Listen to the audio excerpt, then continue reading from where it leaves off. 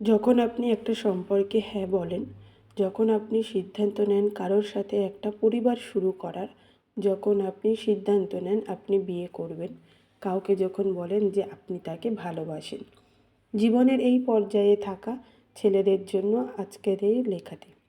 সম্পর্কের এই সময় এসে আপনারা কারোর প্রতি দায়বদ্ধ হতে হবে, দায়িত্বশীল হতে হবে, বিশ্বস্ত হতে হবে কারোর কাছে, সততার পরীক্ষা দিতে হবে, উৎসর্গ করতে হবে নিজেকে তার একটু হাসির জন্য। একটা মেয়ে যখন পুরোপুরি নিজেকে আপনার কাছে সমর্পণ করে, সে আপনাকে কী কী দেয় জানেন? তার জীবনের প্রত্যেকটা সত্যি, তার পরিশ্রম, তার বিশ্বস্ততা, তার আনুগত্য, তার প্রেমপূর্ণ ভালোবাসা। জীবনের এমন পর্যায়ের উপর নির্ভর করে আপনার বাকি জীবনের সংসারের ভিত্তি। যথাযোগ্য মর্যাদা দিন আপনার হাতের উপর নেমে আসা মানুষটিকে। তাকে আজ তরকারি কেমন হয়েছে না বলুন, প্রতি অকেশনে সারপ্রাইজ না দিন, সবার সামনে মন খুলে প্রশংসা না করুন, বাড়ির মানুষের সামনে তার নামে দুটো ভালো কথা না বলুন। চুল ছেড়ে রাখলে ভালো লাগছে নাকি বেঁধে তাকে জানতে না দিন। ফেসবুকে তার ছবিতে কমেন্ট না করুন, সে কিচ্ছু মনে করবে না, ট্রাস্ট মি।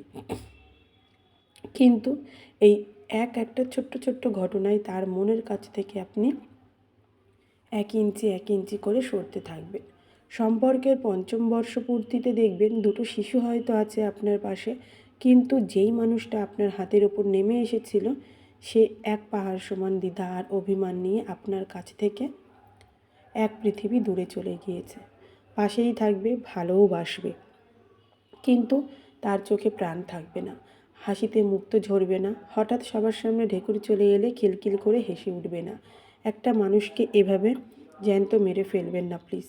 হাতের উপর থেকে টান দিয়ে মনের ভিতরে ঢুকিয়ে ফেলুন, প্রশংসা করুন, ভালোবাসুন, আঁকড়ে ধরে রাখুন। তাকে বুঝিয়ে দিন শুধু রান্না করা, বাচ্চা দেখাশোনা করার জন্য আপনি তাকে আনেননি, তাকে আপনিও আঁকড়ে ধরে বাঁচতে চান। ভালোবাসলে বলতে হয়।